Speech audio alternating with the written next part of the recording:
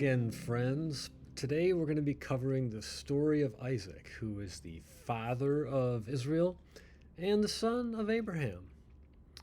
And before we get into him, I just wanted to go over a point that I kind of touched on in the previous episode. But I think that the Bible has a funny way of telling stories sometimes, and that is that there is very little, if not zero, explicit emotional cues.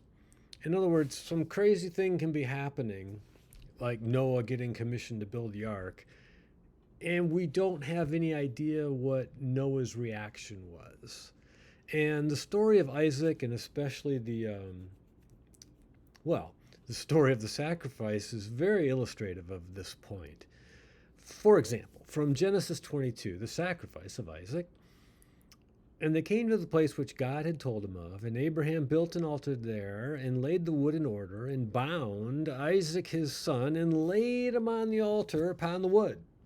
Now, if you're Isaac, and just 10 minutes ago you had said, "Hey, Dad, where's the sacrifice that we're going to be offering here to God?" And Abraham had said, "The Lord himself will provide a sacrifice, son." And now you're being bound up and put on the altar. I mean, yikes, right? What's going through Isaac's mind at that point? Is he like, I guess I'm the sacrifice. Oh, well, you know. And Abraham stretched forth his hand and took the knife to slay his son. At least he's not going to burn him alive, I guess, right? And the angel of the Lord called unto him out of heaven and said, "Abraham, Abraham." And he said, "Here am I." Now, what do you think Isaac was thinking? It's like, phew, hope this is good news. And he said, "Lay not thine hand upon the lad, neither do thou anything unto him. For now I know that thou fearest God, seeing that thou hast not withheld thy son, thine only son, from me." So for sure, Isaac was probably relieved at this point. And Abraham lifted up his eyes and beheld behind him a ram, caught in a thicket by his horns. And Abraham went and took the ram and offered him up instead for a burnt offering in the stead of his son. So that's what I'm saying. Near zero emotional guidance. And that, if there ever was a highly emotional story, it certainly was that one. So as you read the Bible, it's a good exercise to try to place yourself in the center of these stories and ask yourself, what were they thinking? And how would I have reacted to this situation? In what context does their reaction make sense? In other words, is there some kind of cultural sensibilities going on here? And that's really important, because I see so often people will compare modern day society and modern day conveniences to this nomadic situation in Israel 5,000 years ago and try to make sense out of it. Well, why didn't they just go to 7-Eleven if they were hungry? I mean, literally, stuff like that. And you're like, well, they didn't have automobiles back then, So internal reflection is a wonderful occupation while reading the Bible, because there typically is very little emotional leading. The story of Isaac is also a good illustration of this omission. So let's begin. Abraham charges his servant to find a wife for Isaac. Genesis 24, verses 1 through 9.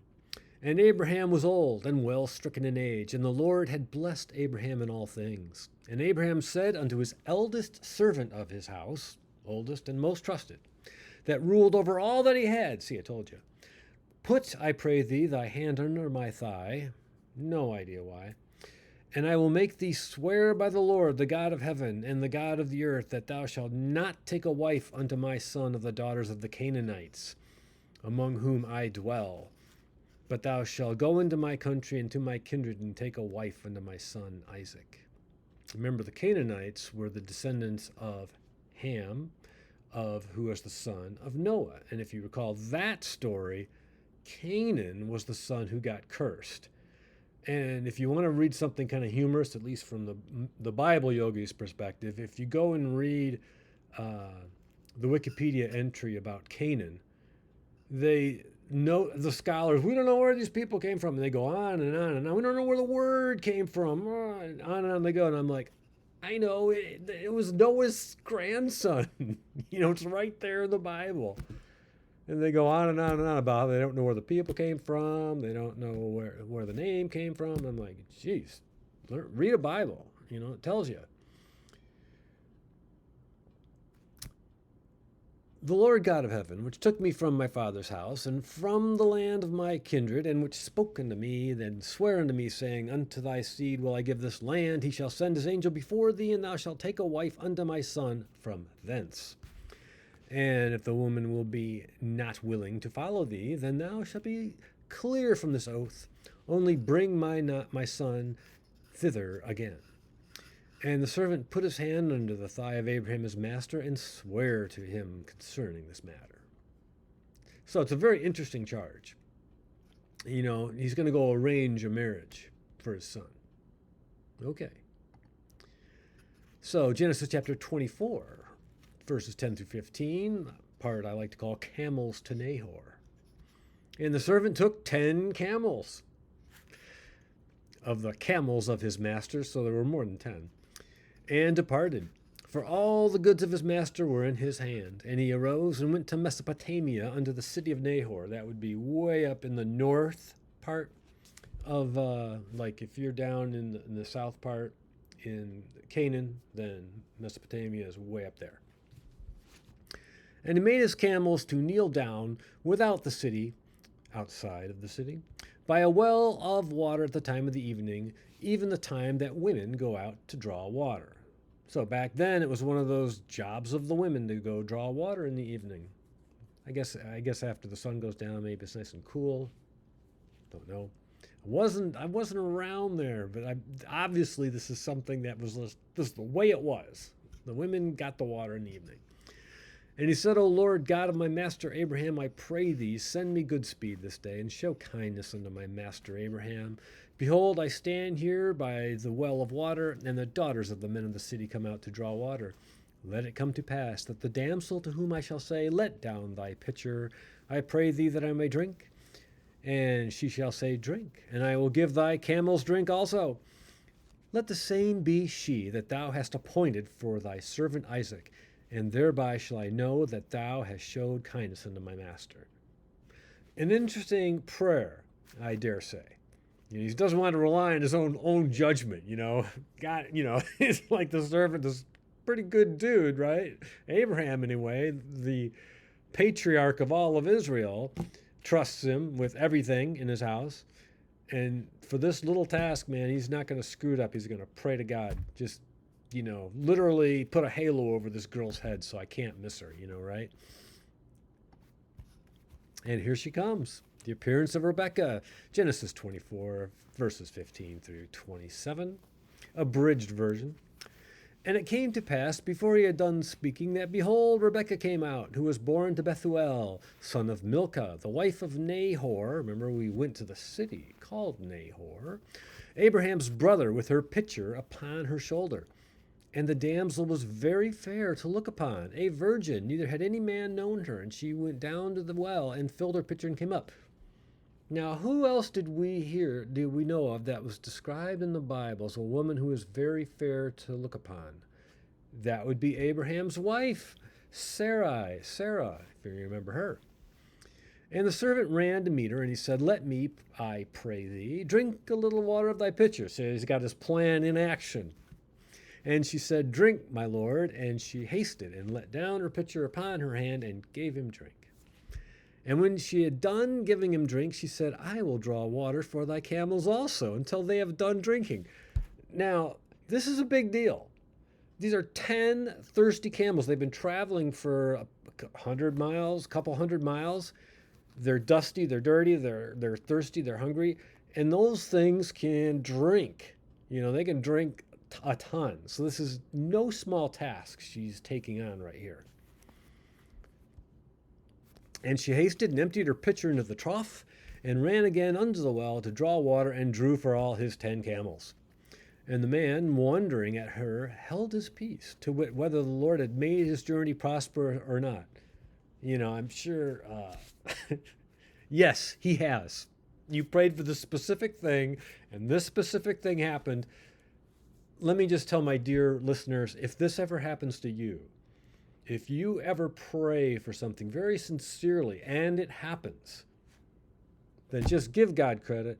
That's how it all works. And it came to pass, as the camels had done drinking, that the man took a golden earring of 1/2 shekel weight, and 2 bracelets for her hands of 10 shekels weight of gold, and said, Whose daughter out there? Tell me, I pray thee, is there room in thy father's house for us to lodge in? And she said unto him, I am the daughter of Bethuel, the son of Milcah, which she bare unto Nahor.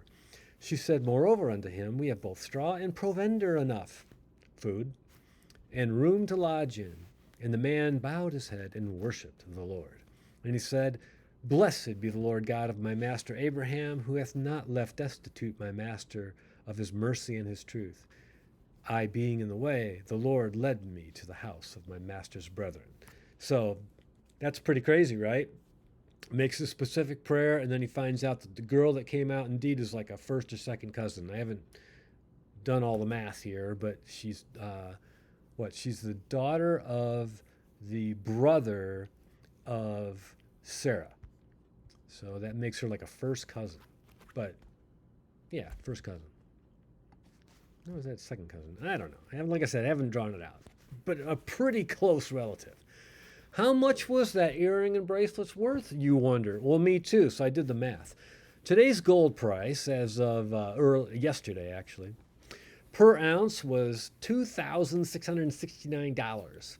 There are approximately 12 grams in a shekel and 28.3 grams per ounce. This makes gold in today's prices $94 per gram.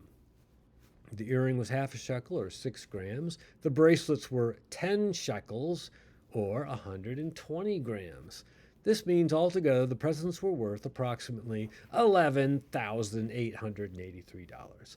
So that's probably enough to open the girl's eyes. Like, whoa, whoever this guy is that is looking for a wife here, he's rich. He's got the 10 camels, right? So that's why I said, got to put yourself in this situation. How would you feel if you were Rebecca? You see the 10 camels, and you're maybe wondering, I'm not going to water 10 freaking camels, those beasts, it's going to be a lot of work. But I think it's like the equivalent of some dude pulls up with, 3 Maseratis or something, and hey, you want to pump my gas for me? He's like, sure thing, buddy, right? You can give me a ride in one of these puppies. It'd be a lot of fun. But anyway, she was clearly impressed by his wealth at this point. At least I think most normal people would be. But she came from a pretty good family herself. I mean, the city was named after her grandfather, right? Maybe it was a great-grandfather. Like I said, didn't do the genealogy math, but immediate relative. The servant meets Rebekah's family, and the damsel ran and told them of her mother's house these things. The whole bit about 10 camels watering. And Rebekah had a brother, and his name was Laban. And we'll find out more about Laban in the next episode. And Laban ran out unto the men, unto the well. And it came to pass when he saw the earring and bracelets upon his sister's hands, like I said, near $12,000 worth of shiny gold, right? It's a lot. 10 shekels, 120 grams worth of, that's like 5 ounces of gold. It's a lot. And it came to pass when he saw the earring and bracelets upon his sister's hands, and when he heard the words of Rebekah his sister, saying, Thus spoke the man unto me, that he came unto the man, and behold, he stood by the camels at the well. So everything's true, huh? The camels, the dude, And he said, Come in, thou blessed of the Lord, wherefore standest thou without? For I have prepared the house and room for the camels. And the man came into the house, and he ungirded his camels, and gave straw and provender for the camels, and water to wash his feet, and the men's feet that were with him. So the servant is not alone. He's got a whole probably a dude, riding each camel at least, right? So he's got at least 9 people with him. And there was set meat before him to eat, but he said, "I will not eat until I have told mine errand." And Laban said, "Speak on." Genesis 24:34 through 44. The servant recounts the camel watering story. And he said, "I am Abraham's servant." These guys definitely knew who Abraham was, right? He's the brother of, he's the husband of Laban's sister. So they knew who this guy was. "And the Lord hath blessed my master greatly, and is become great, and he hath given him flocks and herds and silver and gold and camels." And you have to remember, they also knew about the slaughter of the 9 armies that Abraham went through. And they probably also knew about the sacrifice of Isaac. So, and the covenant of circumcision, right? They probably knew all these things, that this Abraham is a no-joke dude. "And Sarah, my master's wife, bare a son to my master when she was old, and unto him hath he given all that he hath." So I'm sure they're just, they're freaking. "And my master made me swear, saying, Thou shalt not take a wife to my son of the daughters of the Canaanites," remember, the cursed of Noah, "in whose land I dwell, but thou shalt go unto my father's house, into my kindred, and take a wife unto my son." So that's why he came to Nahor. "And I came this day unto the well, and I said, O Lord God, my master Abraham," and he tells that whole story. "And I asked her and said, Whose daughter art thou? And she said, The daughter of Bethuel, Nahor's son, whom Milcah bare unto him. And I put the earring upon her face, and the bracelets upon her hands. Now if you will deal kindly and truly with my master, tell me, and if not, tell me, that I may turn to the right hand or to the left." Basically, will Rebekah become Isaac's wife? And I spared you guys a lot of the retelling of the camel story and the watering. The Bible told it about 4 times in those chapters. And it's interesting because you hear a lot of criticism nowadays when people, atheists or whoever say, "Oh, the Bible, we can't know what it was saying. The words were translated 15 times and, who knows what was lost in translation." And like I've said before in my first episode, the Bible was only translated 1 time from Greek and from Hebrew to English. And we have native speakers that still speak Greek and still speak Hebrew today. That's 1 translation. And secondly, that's what the Bible does. It tells the same story over and over again as you read it. Even these stories are repeated over and over again in Psalms, in Chronicles, and in other places, in the New Testament. And they reference them. So the Bible's very self-referential, even though these stories are repeated over time, over thousands of years. So it's got a lot of integrity in the way it was translated and the way it was taken care of, these stories, over all these years. And that's why you have this repetition in there. So there is no ambiguity. "Behold, Rebekah is before thee. Take her and go, and let her be thy master's son's wife, as the Lord hath spoken." And it came to pass that when Abraham's servant heard their words, he worshipped the Lord, bowing himself down to earth. And the servant brought forth jewels of silver and jewels of gold and raiment, and gave them to Rebekah. And he gave also to her brother and to her mother precious things. So they made out well also. And if the bracelet and the earring were worth 10 grand, you can imagine when he starts bringing forth jewels of silver, how much money he was giving these people. I don't think it's a stretch to imagine that he literally was paying them well over 100 grand for the honor of taking their daughter. And her brother and her mother said, "Let the damsel abide with us a few days, at the least 10. After that she may go." And he said unto them, "Hinder me not, seeing the Lord hath prospered my way. Send me away that I may go to my master." So obviously the servant is very stoked. If you put yourself in his shoes, he's been very successful. He's ready to hit the road. And they said, "We will call the damsel and inquire at her mouth." And they called Rebekah and said unto her, "Wilt thou go with this man?" And she said, "I will go." And they sent away Rebekah their sister and her nurse and Abraham's servant and his men. And they blessed Rebekah and said unto her, Thou art our sister, be thou the mother of thousands of millions, and let thy seed possess the gate of those which hate them. And Rebekah arose and her damsels, and they rode upon the camels and followed the man. And the servant took Rebekah and went his way. And sure enough, she definitely was the mother of millions, because she was the mother of Jacob and Esau, and Jacob became Israel. Genesis 24, 62 through 67, Isaac takes Rebekah as his wife. It was love at first sight. And Isaac came from the way of the well, Lahairoi, and he dwelt in the south country. And Isaac went out to meditate in the field at evening time. And he lifted up his eyes and saw, and behold, the camels were coming. Boy, these camels, they just keep on coming. They're the gift that keeps giving.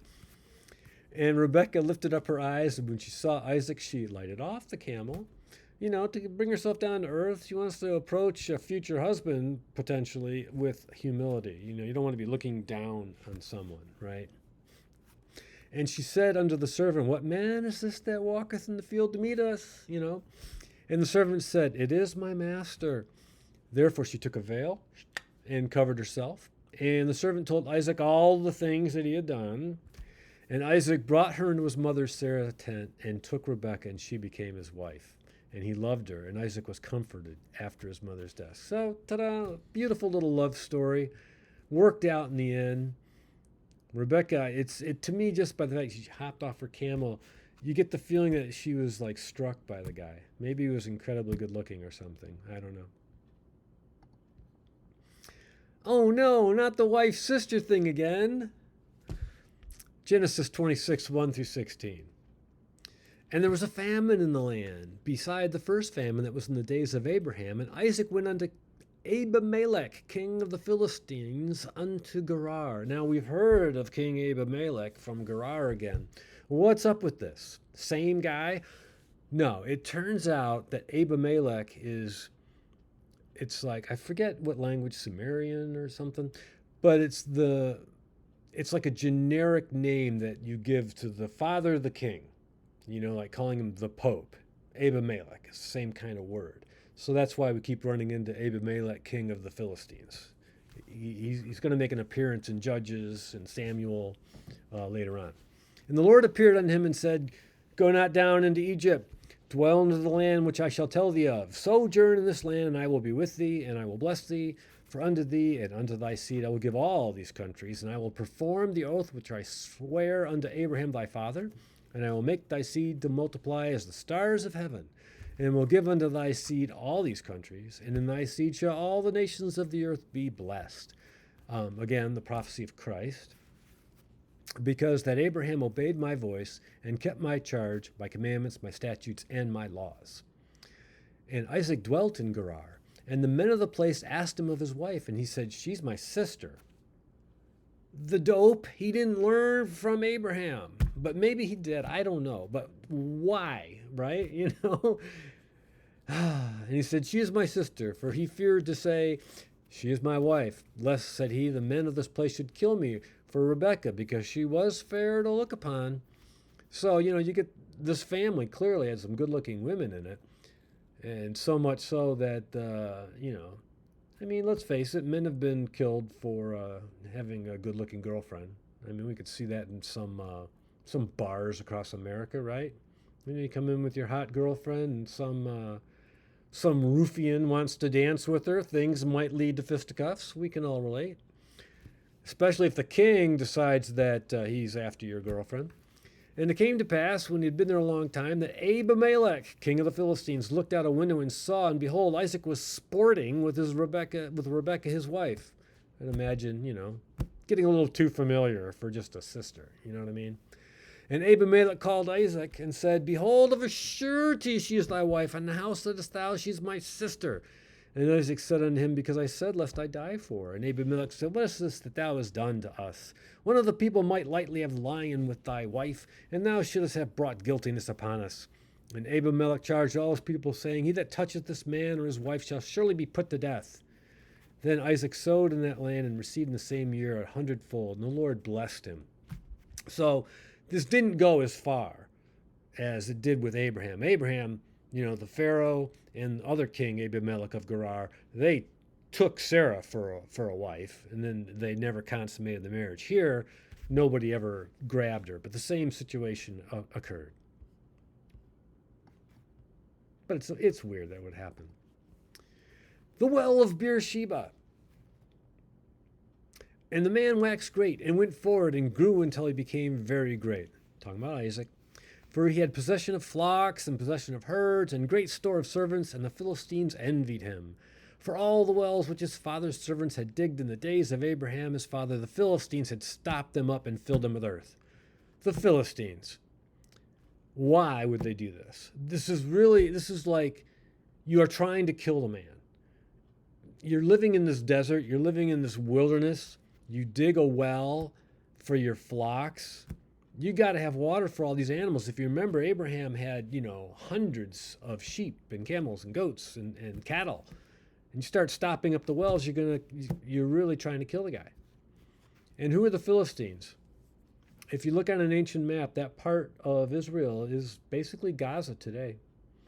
So it's just interesting. Side note that animosity between this section of land has existed for 7,000 years. And Abimelech said unto Isaac, Go from us, for thou art much mightier than we. And Isaac departed thence, and pitched his tent in the valley of Gerar, and dwelt there. And Isaac digged again the wells of water, which they had digged in the days of Abraham his father, for the Philistines had stopped them after the death of Abraham.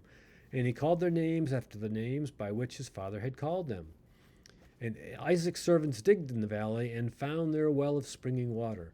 And the herdmen of Gerar did strive with Isaac's herdmen, saying, The water is ours. And he called the name of the well Esek, because they strove with him.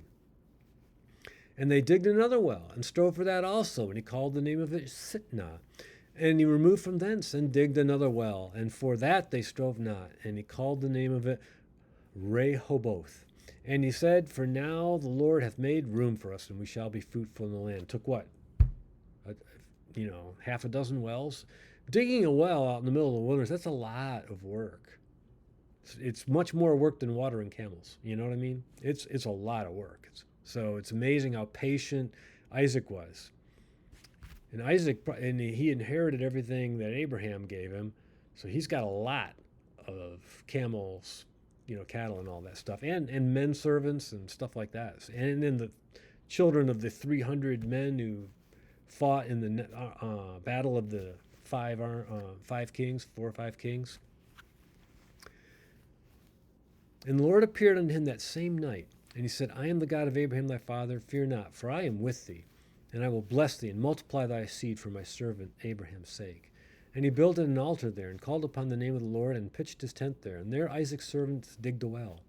Then Abimelech came to him from Gerar, and Ahuzath, one of his friends, and Phichol, the chief captain of his army. And Isaac said unto them, Wherefore come ye to me, seeing that ye hate me, and have sent me away from you? And they said, We saw certainly that the Lord was with thee. And he said, Let there be an oath betwixt us, even betwixt us and thee, and let us make a covenant with thee, that thou wilt do us no harm, as we have not touched thee, and we have not done unto thee nothing but good. Right, we'll forget about you guys filling up all those wells that was certainly designed to try to kill us and driving us out of the land. So we're in this constant state of travel. Not that that's hard on this veritable city that I take with me. So these guys, the nerve, right? That thou will do us no hurt, as we have not touched thee, and we have done unto thee nothing but good, and have sent thee away in peace. Thou art now blessed of the Lord. So at least these guys could realize that the blessing of God Almighty is on these people, right? Because Isaac was a good dude. And Isaac, lo and behold, made him a feast, and they did eat and drink. And they rose up betimes in the morning and sware unto one another. And Isaac sent them away, and they departed from him in peace. So it's not a bad thing to make friends with your enemies like this. So kudos to Isaac. He tried, right? And they rose up betimes in the morning. And it came to pass the same day that Isaac's servants came and told him concerning the well which they had digged. And they said unto him, We have found water. and he called it Sheba. Therefore, the name of the city is Beersheba unto this day. You can find that on those ancient Israeli maps, Beersheba. We know exactly where he lives. So, in summary, the story of Isaac. He was the sacrifice of Abraham that the angel stopped from happening. Of course, there was the story of the servant, the 10 camels, the girl at the well who became Rebekah, became the wife of Isaac. Disaster averted. King Abimelech spared, and another wife, sister ruse. The well of Beersheba. And finally, we'll cover next time, the father of Jacob, Israel, and Esau was Isaac. So, everybody, until next time, thanks for listening.